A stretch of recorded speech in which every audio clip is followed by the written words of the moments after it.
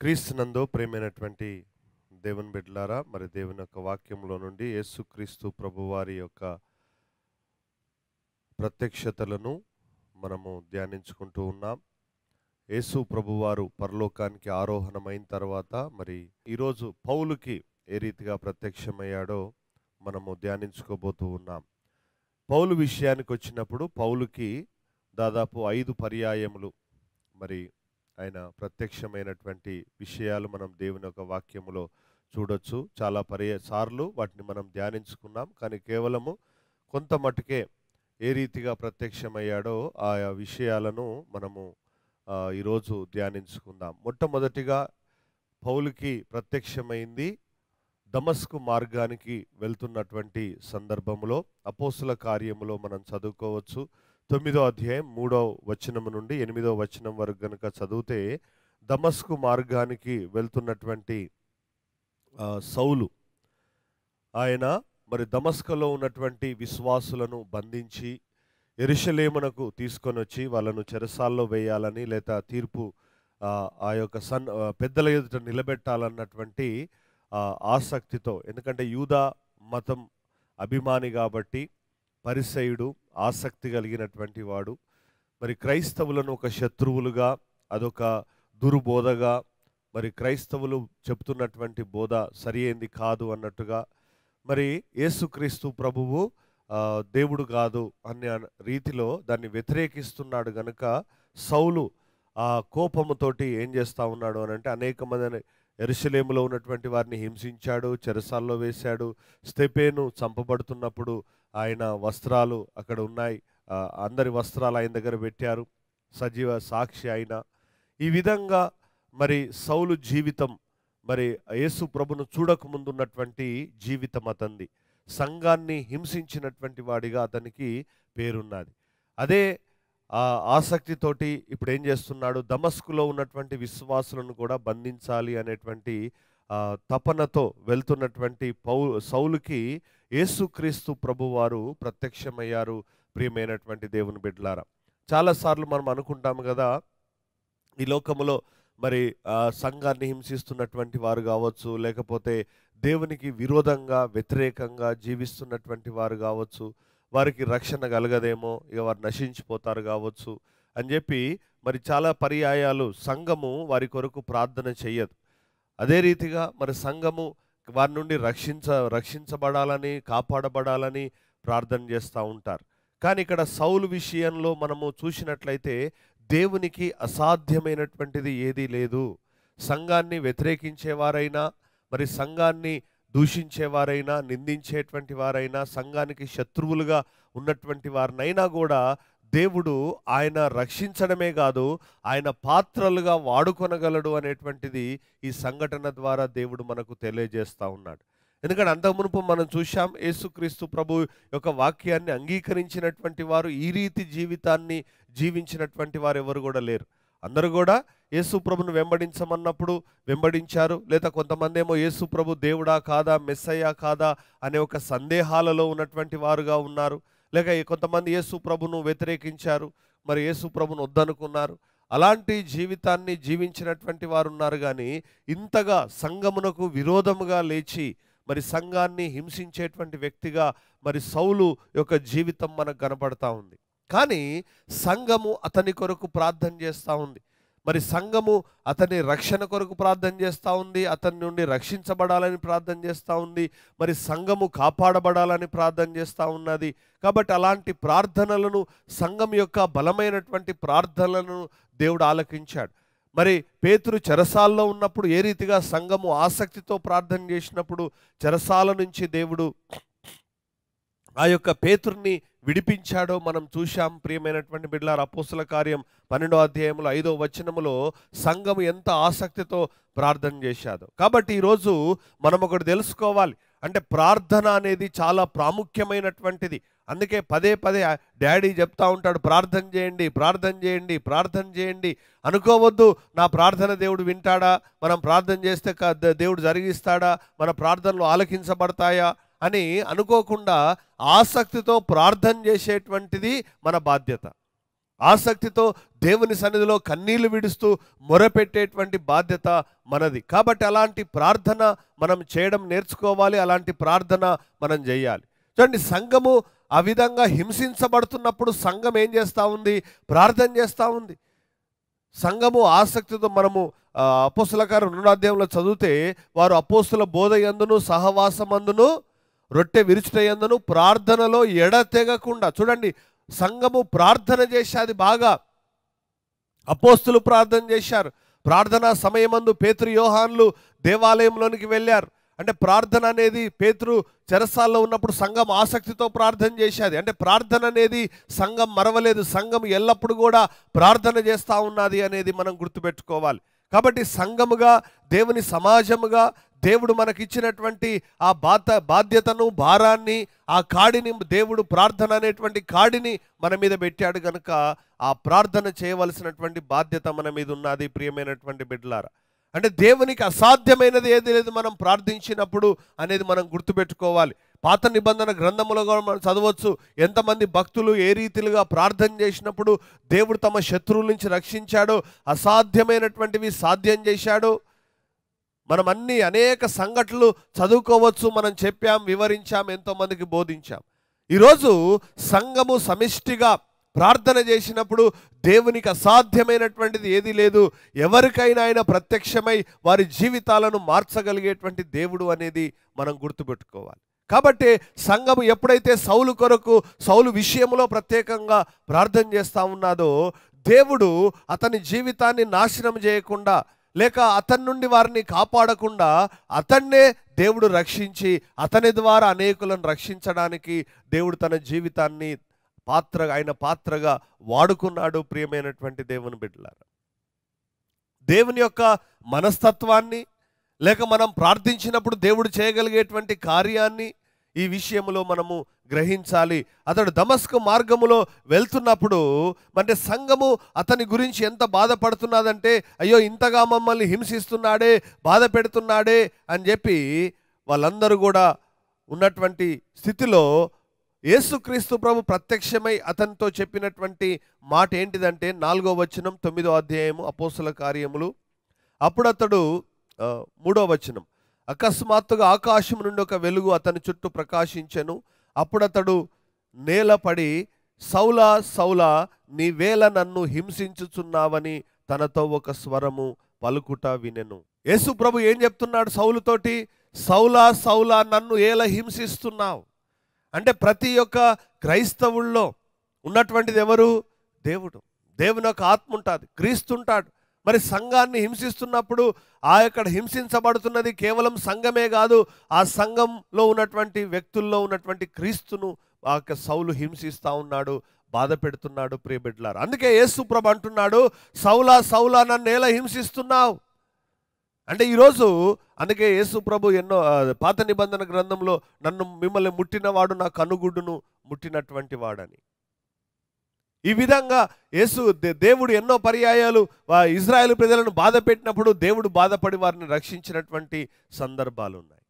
కాబట్టి ఇక్కడ సంఘములో కూడా దేవుడు ఉన్నాడు, వాళ్ళ హృదయాల్లో యేసు ప్రభు ఉన్నాడు. కాబట్టి వారు బాధపడుతున్నప్పుడు, నలుగుతున్నప్పుడు, మూలుగుతున్నప్పుడు, వారు వేదన అనుభవిస్తున్నప్పుడు దేవుని యొక్క ఆత్మ వారితో పాటు దుఃఖపడతా ఉన్నది. అందుకే యేసుక్రీస్తు ప్రభు తన ప్రత్యక్షతలో ఆ సౌలుతో మాట్లాడుతున్నటువంటి విషయం, నన్నేలా హింసిస్తున్నావు. కాబట్టి ప్రియమైనటువంటి దేవుని బిడ్డలారా, మనం గుర్తుపెట్టుకోవాలి, దేవుని ఆత్మ కలిగినటువంటి వారిని మనం దుఃఖపెడితే మనం దుఃఖపెట్టింది ఎవరినట? దేవుణ్ణే. దేవుని యొక్క ఆత్మను దుఃఖపరచొద్దు అన్నాడు. అందుకే యేసు ప్రభు దేవుని యొక్క ఆత్మను మీరు దుఃఖపరచకండి, ఆయన ఆత్మలో మూలిగాడు. కాబట్టి ఈరోజు ఆ యొక్క యేసు ప్రభును మరి హింసిస్తున్నావు నువ్వు అని చెప్పి యేసు ప్రభు ప్రత్యక్షమై సౌలుతో మాట్లాడినప్పుడు ఆ ఒక్క మాట తన జీవితాన్ని ఏం చేసేది? మార్చేసేది. ప్రియబిడ్డలారా, ఎందుకంటే ఆయన అనుకున్నాడు, కేవలము నేనేదో దేవునికి ఏదో గొప్ప సేవ చేస్తున్నాను, నేను క్రైస్తవులనే హింసిస్తున్నాను, దేవుణ్ణి సంతోష పెడుతున్నాను అని అనుకున్నాడు ఆయన. అంటే దేవుణ్ణి సంతోష పెడుతున్నాము అనుకున్నటువంటి వ్యక్తి దేవుణ్ణి హింసిస్తున్నాడు. ప్రియమైనటువంటి దేవుని బిడ్డలారా, అందుకే దేవుని వాక్యంలో కూడా ఒక మాట ఉంటుంది ఏంటంటే, మీరు ప్రవక్తలను చంపి వారు సమాధులు కడతారు, లేకపోతే మీరు ఏదో ప్రవక్తలను చంపి మేము ఏదో దేవుని సేవ చేస్తున్నాం అని చెప్పేసి అనుకుంటారు మీరు అని చెప్పి దేవుని యొక్క వాక్యంలో ఉంది. కాబట్టి ఈరోజు ఆ సంఘాన్ని హింసిస్తున్నటువంటి ఆ సౌలు ఏదో అనుకున్నాడు, నేను దేవుని సేవ చేస్తున్నాను, బాగా నేను దేవుని సంతోషపెడుతున్నాను అనుకుంటున్నాడు. దేవునికి ఇష్టమైనటువంటి సేవ చేస్తున్నాను, దేవునికి అనుకూలమైనటువంటి సేవ చేస్తున్నాను, నా ద్వారా దేవుడు బాగా సంతోషపడుతున్నాడు అనుకున్నాడు సౌలు. కానీ దేవుడు ఎంత బాధపడుతున్నాడో ఆ యొక్క ప్రత్యక్షలో తనకు తెలిసింది. సౌలా సౌలా, నన్ను ఏల హింసిస్తున్నావు, నన్ను బాధ పెడుతున్నావు నువ్వు, నన్ను హింసిస్తున్నావు నువ్వు అని పలికినప్పుడు అతను తన జీవితాన్ని మార్చుకున్నాడు. ప్రియమైనటువంటి దేవుని బిడ్డలారా, అతడు పిలిచినటువంటి ఆ పిలుపునకు ఆయన లోబడి విధేయుడై మరి తిరిగి గొప్ప అపోస్తుడిగా ఆయన సేవ చేశాడు. ఒకప్పుడు హింసించినటువంటి వాడు యేసు ప్రభు కొరకు హింసలు భరించాడు. అంతగా ఆయనను ప్రేమించినటువంటి వ్యక్తి, ఆయన సేవ చేసినటువంటి వ్యక్తి, అంతగా ఆసక్తి కలిగినటువంటి వాడు. రెండవ ప్రత్యక్షత ఆయనకు ఎప్పుడు జరిగిందనంటే, కొరింథీలో ఉన్న సంఘములో ఆయన బోధిస్తున్నప్పుడు, దేవుని యొక్క వాక్యాన్ని బోధిస్తూ ఉన్నాడు కొరింథీ సంఘములో ఆయన వాక్యాన్ని బోధిస్తున్నప్పుడు అక్కడ చాలా వ్యతిరేకత వచ్చింది. అంటే వాక్యం ఎవరు వినడం లేదు, ఎవరు రక్షణ పొందడం లేదు, ఎవరు కూడా వాక్యాన్ని అంగీకరించడం లేదు సరిగా. అలాంటి సందర్భంలో ఆయన ఒక నిరాశ నిస్పృహలో ఉన్నప్పుడు, అయ్యో అసలు వాక్యం చెప్పాలా వద్దా అనేటువంటి స్థితిలో ఉన్నప్పుడు దేవుడు అతనికి ప్రత్యక్షమై ఏం చెప్తున్నాడు అని అంటే, ఎందుకంటే అక్కడ చాలా కొరింథీ ప్రాంతము చాలా భయంకరమైనటువంటి ప్రాంతం. అక్కడ అలాంటి ప్రాంతంలో ఆయన వాక్యాన్ని బోధించాలన్నటువంటి తపన మరి ఆయనకు అనేక మంది రక్షణ పొందకపోవడం ఆయనకు ఒక నిరాశ కలిగినప్పుడు దేవుడు ఏం చేస్తున్నాడో మనం అక్కడ చదువుకుందాం. 18వ అధ్యాయం అపోస్తల కార్యములు 9వ వచనం. రాత్రివేళ దర్శనమందు ప్రభువు, నీవు భయపడక మాటలాడుము, మౌనముగా ఉండకుము, నేను నీకు తోడయ్యున్నాను, నీకు హాని చేయుటకు నీ మీదికి ఎవడును రాడు, ఈ పట్టణములో నాకు బహు జనమున్నదని పౌలుతో చెప్పగా. చూడండి దేవుడు ఏం చెప్తున్నాడు. ఎందుకంటే అంతకు మునుపు మనము చదివితే కనుక 16, 17 అధ్యాయాల్లో ఎన్ని హింసలు కలిగాయో పౌలుకి. ఇది ఐరోపా ఖండములో ఉన్నటువంటి ప్రాంతం, మసదోనియా ప్రాంతం. ఈ ప్రాంతంలో చాలా ఫిలిపి అన్ని ప్రాంతాల్లో చాలా హింసలు కలిగాయి ఆయనకి. కాబట్టి అలాంటి హింసల మధ్యలో ఆయన కొరింథీ ప్రాంతానికి వచ్చినప్పుడు మరి అక్కడ కూడా హింసలు కలుగుతాయేమో, హాని కలుగుతుందేమో అని ఆయన వాక్యం చెప్తున్నప్పటికీ అక్కడ అనుకున్నంతగా ఆ వాక్యం ప్రభావం చూపలేదు. అనుకున్నంతగా ప్రజలు విశ్వాసంలోనికి రానటువంటి సందర్భంలో మరి ఆయన ఒక నిరాశలో ఉండొచ్చు. అప్పుడు దేవుడు అతనికి కనబడి ఏమంటున్నాడు, నువ్వు మౌనంగా ఉండకు, ఎవ్వడు హాని చేయడు నీకు, నువ్వు మౌనంగా ఉండక నా వాక్యాన్ని మాట్లాడు అని ఒక ధైర్యాన్ని దేవుడిస్తా ఉన్నాడు. అంటే చాలాసార్లు మనము వాక్యం చెప్తా ఉంటాం, మనుషులు మారరు. వాక్యం చెప్తా ఉంటాం, ప్రార్థన చేస్తూ ఉంటాం, మనుషులు మారరు.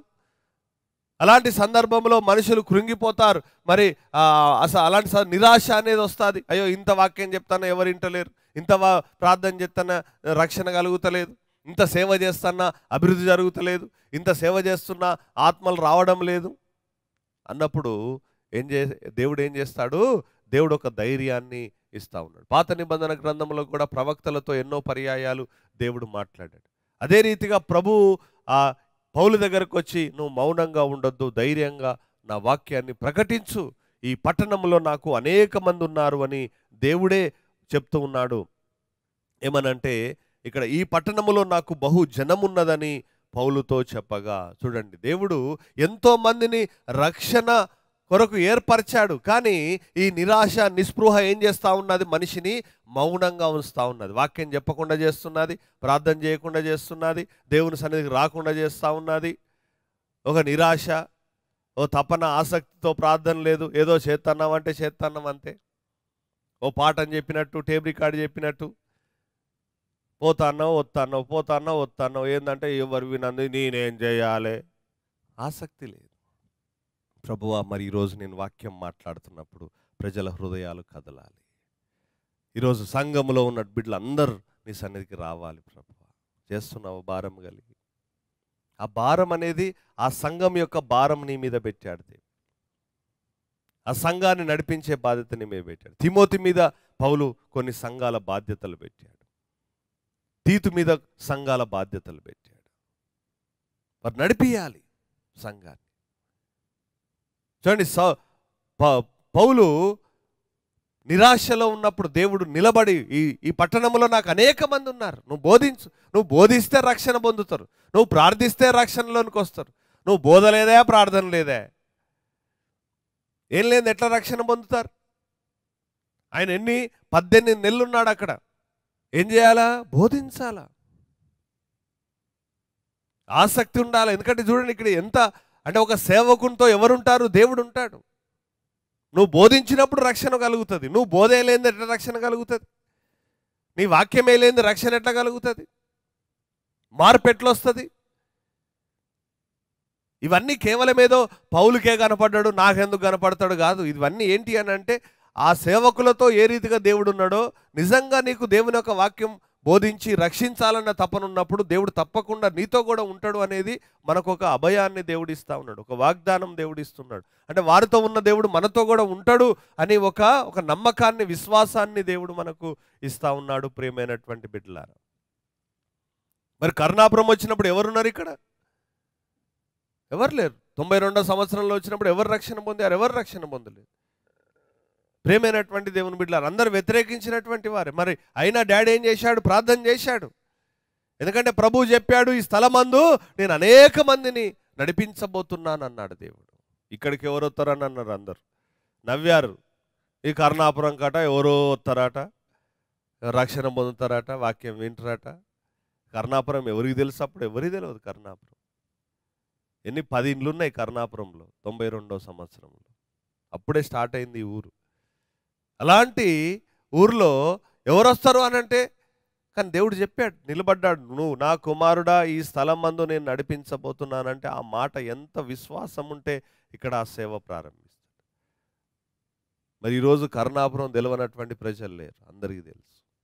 అంటే అంత రీతిగా దేవుడి యొక్క మాట మనకు ఆ నమ్మకాన్ని కలిగించినప్పుడు, నువ్వు అధైర్యపడకుండా విశ్వాసముతో ముందుకు వెళ్ళి వాక్యాన్ని ప్రకటించి ప్రార్థించినప్పుడు దేవుడు గొప్ప కార్యాలు చేయగలుగుతాడు. ఇక్కడ దేవుని వాక్యములో దేవుడు ధైర్యాన్ని ఇస్తా ఉన్నాడు. తర్వాత 3వ దర్శనం అతనికి ఎక్కడ జరిగింది అని అంటే, యెరూషలేములో. అది 22వ అధ్యాయము 17వ వచనంలో చెప్తా ఉన్నాడు. అక్కడ ఎందుకనంటే, ఆయన మార్పు చెందిన తర్వాత ఆయన యెరూషలేమునికి వచ్చాడు. యెరూషలేములో, దమస్కులో సాక్ష్యం ఇచ్చాడు. యెరూషలేములో కూడా సాక్ష్యం ఇవ్వాలని చెప్పేసి ఒక తపనతో, ఆసక్తితో వచ్చాడు ఆయన. కానీ ఆ తపనలో అందరితో ఎవరితో మాట్లాడకుండా ఆయన దేవాలయంలో ప్రార్థన చేస్తూ ఉన్నాడు. ప్రార్థన చేస్తూ ఉంటే అప్పుడు దేవుడు చెప్తా ఉన్నాడు, నువ్వు యెరూషలేమును విడిచి వెళ్ళిపో ఇక్కడి నుంచి తొందరగా అనంటే, అయ్యా ఎందుకు?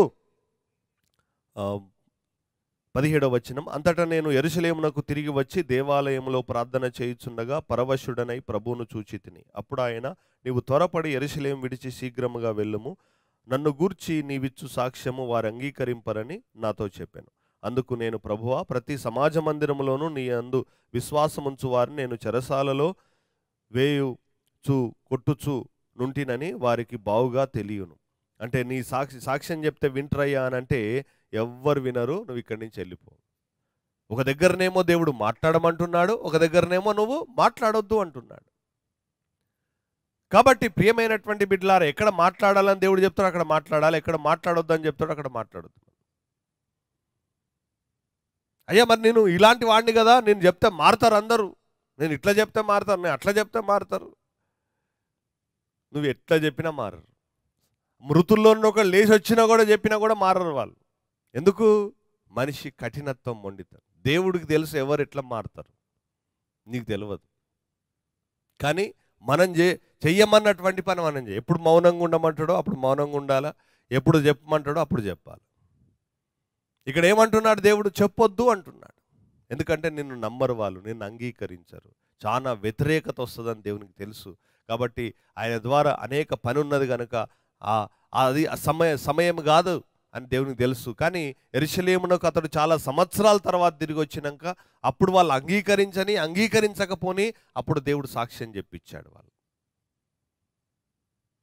ప్రియమైనటువంటి బిడ్డలారా, ఇది 3వది. 4వది మనం దేవుని యొక్క వాక్యంలో చదివితే, యెరూషలేములో మరి 23వ అధ్యాయం 11వ వచనం, అతడు చెరసాలలో ఉన్నప్పుడు అతన్ని బాగా కొట్టి చెరసాలలో ఉంచినప్పుడు చంపాలన్నటువంటి కుట్ర పండుతున్నప్పుడు ఇక నా పని అయిపోయింది, నన్ను చంపేస్తారు కావచ్చు అనేటువంటి ఒక ఆందోళన కలవరంలో ఉండొచ్చు పౌలు. అలాంటి సందర్భంలో మరి దేవుడు ఏం చెప్తా ఉన్నాడు అతని పక్కన నిలబడి, ప్రభు అతని యొద్ద నిలుచుండి ధైర్యముగా ఉండుము, యెరూషలేములో నన్ను గురించి ఎట్లా సాక్ష్యం ఇచ్చావో నువ్వు ఎక్కడ ఇవ్వాలి సాక్ష్యము, ఆ యొక్క రోమాలో కూడా సాక్ష్యం ఇవ్వాలి. చూడండి, ఇక్కడ పౌలు చెప్పుతున్నటువంటి విషయాన్ని దేవుడు ఏ రీతిగా తీసుకుంటున్నాడు, ఆయనను ఒక సాక్ష్యం చెప్పేటువంటి వ్యక్తిగా తీసుకుంటున్నాడు. కాబట్టి దేవుడు అతనికి ఒక ఆదరణ కాదు ఇచ్చింది, ఏంటంటే నీవు రోమాలో కూడా ఉంటావు, అంటే ఇక్కడ నిన్ను వాళ్ళు చంపరు, నీకు ఎలాంటి హాని జరగదు, నువ్వు రోమాకు వెళ్తావు, అక్కడ కూడా నన్ను గురించి సాక్ష్యం ఇస్తావు అని దేవుడు తన భవిష్యత్తు గురించి మాట్లాడుతున్న విషయాన్ని మనం చూడొచ్చు. తర్వాత కొరింథీయులకు రాసిన పత్రిక 12వ అధ్యాయం 1 నుంచి 4 వచనాలు కనుక మనం చదివితే అక్కడ కూడా మరి దేవుడు పౌలుకు ప్రత్యక్షమై ఆ ఆకాశం తీసుకుపోయి అనేకమైనటువంటి విషయాలను మరి పౌలుకు చెప్పినట్టుగా మనం చూడొచ్చు. ఇంకొక మాట కూడా, మరి ఇంకొక ప్రత్యక్షత కూడా ఉన్నది, ఒక చదువుకుందాం మనము.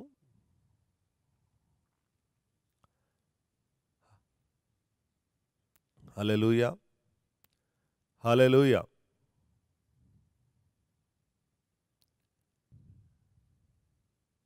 16వ అధ్యాయం 9 నుంచి 10 వచనాలు. అక్కడ కూడా మరి వారు దేవుని యొక్క వాక్యాన్ని ఆసియాలో ప్రకటించకూడదని ప్రభు వారికి చెప్పి వారికి ఎక్కడికి వెళ్ళమంటున్నాడు అని అంటే 10వ వచనం, అతనికి ఆ దర్శనము కలిగినప్పుడు వారికి సువార్త ప్రకటించుటకు దేవుడు మమ్మను పిలిచి ఉన్నాడని మేము నిశ్చయించుకొని వెంటనే మసదోనియాకు బయలుదేరి యత్నము చేసితిమి. చూడండి, ఇక్కడ పౌలుకు దర్శనములో మరి దేవుడు ఆ మసదోనియా దేశస్థునిలాగా అతనికి ఆ యొక్క దర్శనాన్ని దేవుడు కనుపరిచి ఏం చేస్తా ఉన్నాడు, మసదోనియాకు సువార్త ప్రకటించడానికి పంపిస్తా ఉన్నాడు. ఆసియాలో వారు ప్రకటించకూడదని వారికి ఆటంకాలు కలిగాయి. కాబట్టి ఈ యొక్క 6 దర్శనాలు మరి పౌలుకి జరిగాయి. కొన్ని సందర్భాల్లో చెప్పమన్నాడు, మౌనంగా ఉండమన్నాడు, నీ సాక్ష్యం అంగీకరించరు, నువ్వు రోమాలో కూడా సాక్ష్యం చెప్పాలి ఇక్కడ చెప్పినట్టుగా అని దేవుడు సందర్భములను ఆయన జీవితంలో అనేక కష్ట పరిస్థితుల్లో ఆయనకు ప్రత్యక్షమై ఆయన ప్రక్కన నిలబడి, అంటే దేవుడు ఆయనతో లేడని కాదు, దేవుని ఆత్మ ఉంటుంది, దేవుని ఆత్మ ఎల్లప్పుడూ మనతో ఉంటుంది. కానీ ఇక్కడ ప్రత్యేకించి యేసు ప్రభువే ఆయన ప్రక్కన నిలబడి ఆయనకు ఒక ధైర్యాన్ని ఇస్తున్నటువంటి విషయాన్ని. తర్వాత ఆయన రోమాకు ప్రయాణం చేస్తున్నప్పుడు కూడా ఆ ఓడ బద్దలైపోతున్న సందర్భంలో ఆ తుఫానులో దేవుడు అతని ప్రక్కన నిలబడి, ఇదిగో నేను రక్షిస్తాను, నువ్వేం భయపడకు, నువ్వు కైసర్ దగ్గరికి వెళ్తావు, మరి నీతో ఉన్నటువంటి వారిని కూడా నేను రక్షిస్తున్నాను అని చెప్పి దేవుడు ఒక ధైర్యాన్ని ఇచ్చాడు. ఈ రీతిగా ఆయన జీవితంలో మరి దర్శనాలు కలిగాయి. ప్రియమైనటువంటి బిడ్డలారా, అంటే మనకు కూడా దేవుడు తప్పకుండా నీవు ఆయన పరిచర్యలో ముందుకు సాగుతున్నప్పుడు, ఆసక్తితో ఆయన సేవను చేస్తున్నప్పుడు దేవుడు నీ కష్ట పరిస్థితుల్లో, నీ బాధలో, నీ సమస్యల్లో, నీ ఇబ్బందుల్లో, నీ ఇరుకుల్లో ఏం చేస్తాడు, నీ ప్రక్కన నిలబడి నీకు ఒక ధైర్యాన్ని ఇస్తాడు, నీకు ముందుకు వెళ్ళు అని చెప్పి నడిపిస్తాడు. కొన్ని సందర్భాల్లో వద్దు, మౌనంగా ఉండి నువ్వు ప్రార్థించమని దేవుడు చెప్తాడు, అయితే ఇక్కడ కాదు నువ్వు అక్కడ సాక్ష్యం ఇవ్వాలి అని దేవుడు చెప్తాడు. దాని ప్రకారంగా మనము జీవించాలి. ప్రియమైనటువంటి బిడ్డలారా, మనం ఎప్పుడు అనుకోవద్దు దేవుడు మనల్ని విడిచిపెడతాడు అని. దేవుడు తప్పకుండా మనతో ఉండి మనం దేవుని సేవ చేస్తున్నప్పుడు, దేవునిలో మనం నడుస్తున్నప్పుడు, దేవుని యొక్క చిత్త ప్రకారం మనం నడుస్తున్నప్పుడు తప్పకుండా దేవుడు మనతో ఉంటాడు, నడిపిస్తాడు, ధైర్యాన్ని ఇస్తాడు. ఆయన ప్రత్యక్షతలను మనం చూడగలుగుతామని పౌలు యొక్క జీవితం ద్వారా దేవుడు మనకు ఒక సాక్ష్యాన్ని ఈరోజు ఇస్తున్నాడు.